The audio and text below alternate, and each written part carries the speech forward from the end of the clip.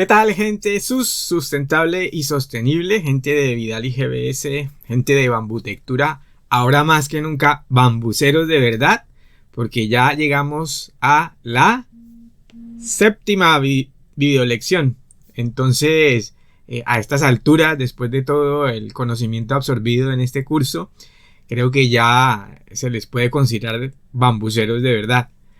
Pues bien, como no hay fecha que no llegue ni plazo que no se cumpla, pues estamos aquí ya en la última videolección, en la que vamos a hablar sobre los elementos arquitectónicos y estructurales. Vamos a ver cómo es que se compendia todo ese conocimiento y toda esa práctica con el bambú para materializarla ya en elementos estructurales que en su conjunto conforman nuestros proyectos. Pero antes vamos a recopilar un poco lo que vimos en la lección pasada. En la lección pasada estuvimos hablando de el diseño del proyecto en bambú. Y entonces vimos todos los conceptos y todas las prácticas que debemos tener en cuenta en la parte de diseño. Y hablamos que era súper importante conocer bien el proyecto para poderlo plasmar primero que todo en una maqueta. Entonces vimos la importancia de tener una maqueta. Vimos todo lo que tenía que ver con los cortes. Vimos las uniones. La importancia de elegir un buen nudo para que sea capaz de resistir y transmitir los esfuerzos. Entonces yo creo que con todo eso que vimos en la parte de diseño del proyecto, pues estamos listos para pasar a la lección de hoy y poder ver todo lo que tiene que ver con los elementos arquitectónicos y estructurales. Como siempre, pues entonces vamos a ello.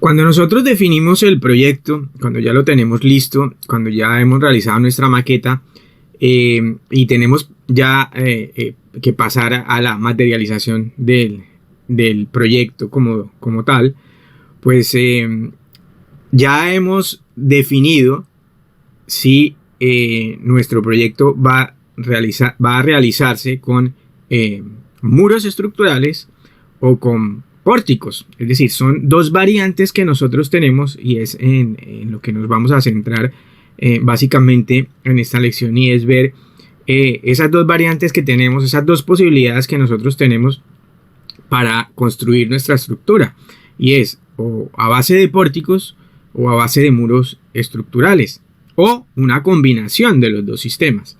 Entonces, en las imágenes ven ejemplos de los dos sistemas. Vemos un sistema, por ejemplo, en un espacio deportivo donde la cubierta es simplemente la suma de muchos pórticos que al final están por encima unidos con las vigas de cubierta.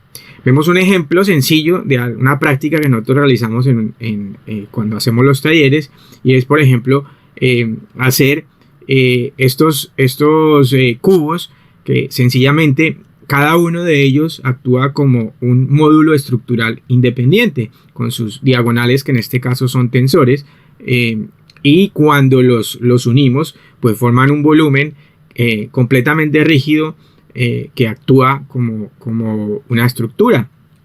También tenemos el sistema tradicional colombiano, que está desarrollado como una combinación entre pórticos y muros estructurales.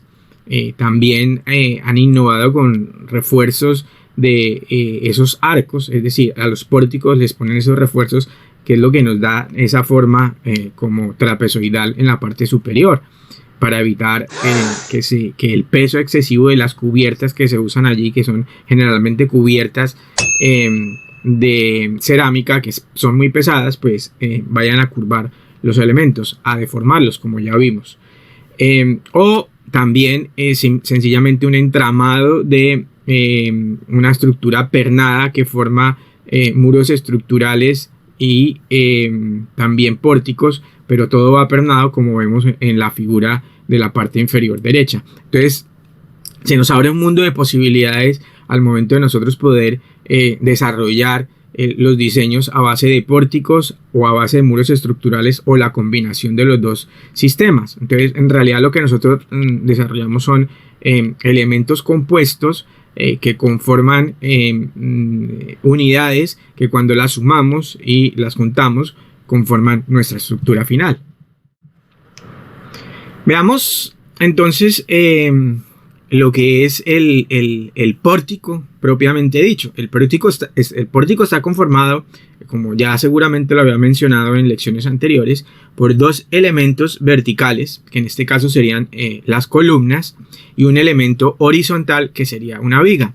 Lo que nosotros conformamos con ese marco, pues es un pórtico. Ese pórtico tiene que ser capaz de resistir las cargas que nosotros vamos a colocar sobre la parte superior, a través de lo que nosotros llamamos el entramado de cubierta, y a través de esos dos elementos verticales que serían las columnas, transmitir todas las cargas hasta la cimentación. Entonces fíjense que es muy fácil. Ese marco es un pórtico que está conformado por vigas que pueden ser un culmo de bambú o varios culmos de bambú, que ustedes observan unos elementos diagonales en ese gráfico que son los arriostramientos para evitar que nuestra estructura se mueva en este sentido. Y luego cuando nosotros vamos a juntar, y eso lo vamos a ver ahora, podemos juntar varios de esos pórticos, que son pórticos exactamente iguales y repetitivos, pues ya conformamos espacios mucho más grandes, que igualmente cada uno de ellos después tenemos que arrostrar para que cada uno, estando armado, tampoco haga este movimiento. Entonces finalmente, con un pórtico tan sencillo como el que vemos en la gráfica, podemos tener una estructura también muy sencilla, ya cubierta, como la que vemos en la imagen. Entonces ahí se ven básicamente señalado lo que es el elemento horizontal y el elemento vertical y el elemento horizontal que conforman el pórtico. Para ir terminando el tema de los pórticos, quise dejar esta imagen. Esta imagen es de un pórtico con la técnica del empernado. Es completamente pernado. Y es un pórtico pensado para desarrollarse en principio a cualquier escala. A una escala pequeña estamos hablando que podemos desarrollar con él desde la estructura para un pequeño invernadero, para un pequeño garaje, para un pequeño taller, hasta una gran nave agrícola donde podamos almacenar material de cosechas, maquinaria agrícola, ganado, etcétera. Entonces estamos hablando de que podemos, con este sencillo sistema de construcción a base de pórticos, pasar desde algo tan pequeño como podría ser 4, 6, 8, 10 metros cuadrados a tener grandes naves de 100, 200, 300, 400 metros cuadrados. ¿Y eso cómo es? Sencillamente, los pilares que ustedes ven ahí, los que vemos en el extremo izquierdo de la diapositiva, pues son pilares compuestos por 4 cañas. Y las 4 cañas me conforman el pilar. ¿Por qué 4 cañas? Porque las 4 cañas puede que estén sobredimensionadas cuando yo verifique la resistencia a las cargas que transmite la estructura desde la parte superior. Pero constructivamente me dan estabilidad, y cuando utilizo cañas de menor diámetro funcionan muy bien. Además, arquitectónica y estéticamente, pues se ve una columna robusta que se podía haber suplido de pronto con una sola caña, pero con 4 cañas de menor diámetro va a ir muy bien. Además, como les digo que es escalable, pues si vamos a hacer una estructura de mucho más altura, que va a tener una cubierta mucho más grande, que va a recibir mucho más peso, pues con columnas, con culmos de bambú, con cañas de bambú de mayor diámetro, con 4 cañas, pues igual estoy supliendo toda esa necesidad de resistencia de carga que necesito en cada uno de los pilares de mi pórtico. Entonces tengo esos dos pórticos compuestos y tengo luego una viga por encima, una viga compuesta, y ahí es el pórtico que yo les digo. Podemos partir de ese pórtico, esos tres elementos, los dos pilares y la viga compuesta. ¿Cómo es una viga compuesta? Una caña pernada con otra caña que va apoyada en los dos extremos. Y como vemos ahí, tiene dos diagonales, que es la que me permite arriostrar para que no haga este movimiento la estructura, y van soportados a un elemento central que refuerza aún más para que si hay un peso en la mitad de la luz, pues lo resista aún más. Luego en la tercera imagen, que es la imagen de la derecha, ven una evolución de ese mismo pórtico, donde ya el arriostramiento no va por dentro, sino el arriostramiento va por fuera y va unido a el complemento de una cercha que se creó, y esa cercha está creada con el elemento horizontal que ustedes pueden ver ahí, las dos diagonales de cubierta que me dan la pendiente de cubierta, más el péndulo central y los dos apoyos que concurren al eje de ese pórtico, al centro de la luz. Entonces, fíjense que ahí está un pórtico perfectamente arrostrado, que es un pórtico base, y yo puedo sumar muchos de esos pórticos y ya puedo construir estructuras para cubrir grandes espacios. Entonces, fíjense la versatilidad, y esto solamente utilizando el sistema de pernado. De pronto podemos hacer algún tipo de boca de pez en alguna de estas diagonales que están viendo, pero básicamente en lo que son los elementos horizontales del pórtico y los elementos verticales, pues usamos el empernado. En el recurso adicional que tienen en esta lección, abajo de donde dicen lecciones de este curso, en la pestaña de abajo, ahí pueden ver un recurso adicional. Van a un vídeo donde les enseño toda la secuencia constructiva de este pórtico. Ahora, para introducirnos en lo que son los muros estructurales, que es el otro sistema, les dejo esta secuencia de ver cómo a través de módulos prefabricados nosotros podemos ir confeccionando esa estructura poco a poco hasta cubrir todo un espacio, hacer el entramado de cubierta, terminar la envolvente, los acabados, poner su respectiva cubierta y tener nuestro proyecto acabado, y un detalle de cómo iría, por ejemplo, el relleno en los nudos que lo requieren así por los esfuerzos que nosotros le vamos a aplicar a la estructura. Entonces, esto como ejemplo didáctico quería dejárselo para que ustedes vean la versatilidad también de trabajar con módulos prefabricados de muros estructurales. En esta diapositiva lo que les quiero dejar en claro es la esencia de un muro estructural. La esencia del muro estructural pues simplemente es un marco que está compuesto por sus elementos laterales, que son lo que se llaman los pies derechos, uno a la izquierda, otro a la derecha, y el elemento superior y el elemento inferior. Luego tendríamos elementos intermedios, dependiendo de qué tan grande nosotros queramos hacer ese módulo del muro estructural. En este caso, pues nosotros tenemos aquí el frame completo, el marco completo. Luego tenemos dos elementos diagonales que concurren en el centro y un elemento intermedio. Es decir, en total tenemos tres pies derechos: el izquierdo, el intermedio y el derecho. Entonces,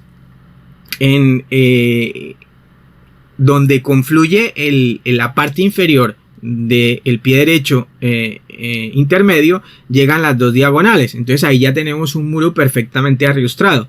Luego tenemos los complementarios que cortan la luz en la parte superior y que llegan hasta la parte inferior. Pero fíjense que están llegando, como el detalle que tenemos en la parte derecha inferior.